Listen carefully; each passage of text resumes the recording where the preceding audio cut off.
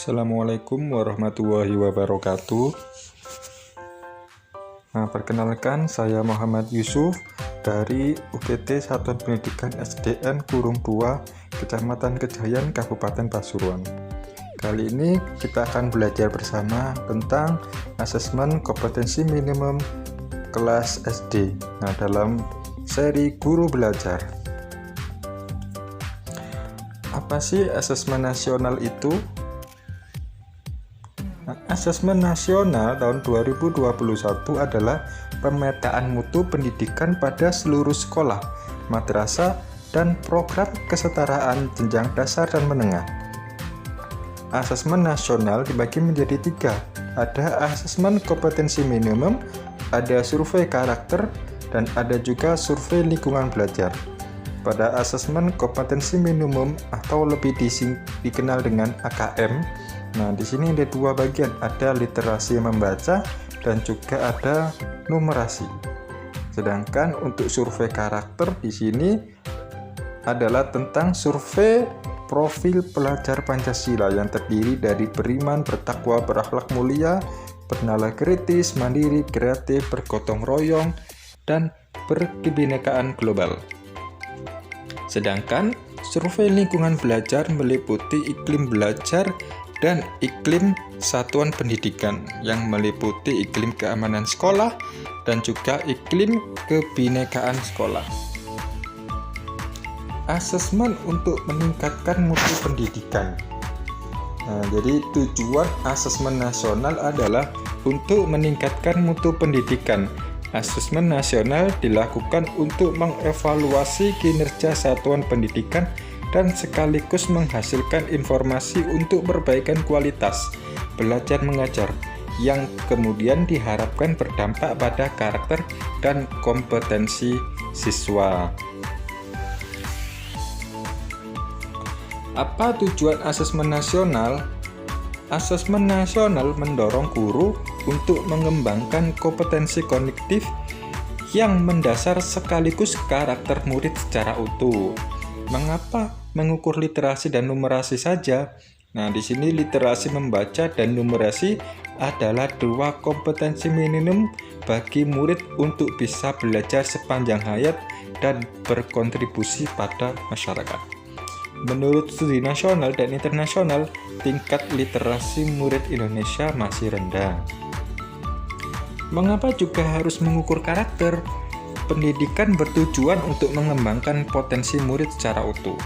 Asesmen nasional mendorong mengembangkan sikap, nilai atau value, dan perilaku yang mencirikan pelajar Pancasila. Agar berdampak positif, hasil asesmen perlu ditindaklanjuti. Hasil asesmen nasional perlu digunakan untuk diagnosis masalah dan perencanaan perbaikan pembelajaran oleh guru, kepala sekolah, dan dinas pendidikan. Asesmen nasional sebagai penunjuk arah tujuan dan praktik pembelajaran, kompetensi dan karakter murid sebagai tujuan. Asesmen nasional menunjukkan apa yang seharusnya menjadi tujuan utama sekolah, yakni pengembangan karakter dan kompetensi siswa. Hal ini diharap dapat mendorong sekolah dan dinas pendidikan untuk memfokuskan sumber daya pada perbaikan mutu pembelajaran. Ciri-ciri sekolah yang efektif yaitu asesmen nasional juga memberi gambaran tentang karakteristik esensial sebuah sekolah yang efektif dalam mengembangkan kompetensi dan karakter murid. Mulai dari ciri pengajaran yang baik sampai program dan kebijakan sekolah yang membentuk iklim akademik, sosial, dan keamanan yang kondusif. Hal ini diharap membantu sekolah lebih memahami apa yang perlu dilakukan untuk meningkatkan mutu pembelajaran.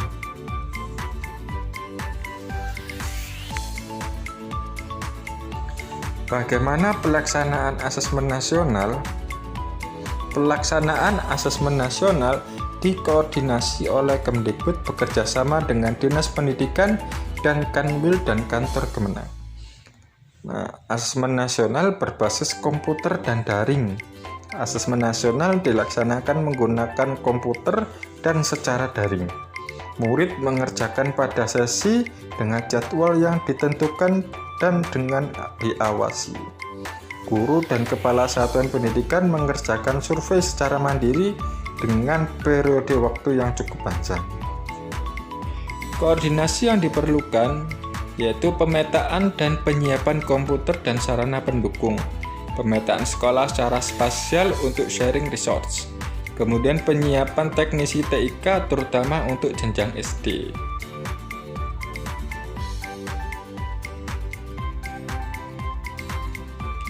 Asesmen nasional yang dilakukan oleh siswa yaitu AKM literasi numerasi yang nantinya outputnya berupa hasil belajar kognitif. Yang selanjutnya yang dilakukan juga oleh siswa yaitu survei karakter. Kemudian guru dan kepala sekolah yaitu survei lingkungan belajar dan outputnya karakteristik input dan proses pembelajaran. Peserta asesmen nasional adalah seluruh satuan pendidikan, namun tidak semua siswa. Siswa dipilih secara random dengan stratifikasi sosial ekonomi. Jadi pesertanya untuk SD atau MI maksimal 30 siswa per sekolah, yaitu siswa kelas 5. Apabila siswanya lebih dari 30 nanti akan dipilih secara acak. Namun apabila kurang dari 30 atau pas 30, maka semua siswa ikut melaksanakan asesmen nasional. Pelaksanaannya berbasis komputer dan adaptif. Adaptif yaitu soal yang ditempuh akan tergantung dari performa pada soal awal. Jadi nanti soalnya akan sesuai dengan kemampuan siswa. Apabila performa awal siswa bagus, maka level soal akan meningkat. Nah, begitu juga dengan sebaliknya. Apabila pada performa soal awal siswa ini banyak yang salah, maka levelnya akan diturunkan. Setiap peserta mengerjakan tes literasi membaca, tes numerasi, survei karakter, dan survei lingkungan belajar. Setiap peserta mengerjakan asesmen selama 2 hari. Pelaporannya tidak untuk individual siswa. Laporan pada level sekolah dan daerah sebagai alat refleksi diri sekolah dan Pemda, tidak untuk meranking sekolah. Jadi pelaporannya ini nanti bukan per siswa, tapi langsung seluruh siswa satu sekolah. Jadi berbeda dengan ujian nasional. Jadi kalau ujian nasional di sini laporannya tiap siswa, jadi si A nilainya berapa, si B nilainya berapa.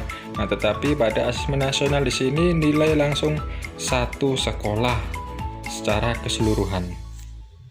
Itu yang paling mendasar.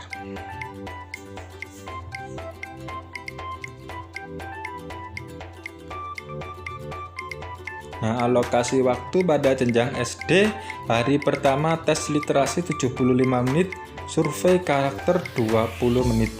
Nah, pada hari kedua tes numerasi, waktunya 75 menit, sedangkan survei lingkungan belajar 20 menit.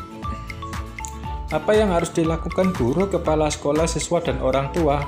Nanti ini sangat penting dipahami terutama oleh guru, kepala sekolah, murid, dan orang tua bahwa asesmen nasional untuk tahun 2021 tidak memerlukan persiapan-persiapan khusus maupun tambahan yang justru akan menjadi beban psikologis tersendiri. Tidak usah cemas, tidak perlu bimbel khusus demi asesmen nasional, kata Mendikbud. Senantiasa meningkatkan kualitas pembelajaran, metode atau model, sumber belajar, media penilaian, dan lain-lain.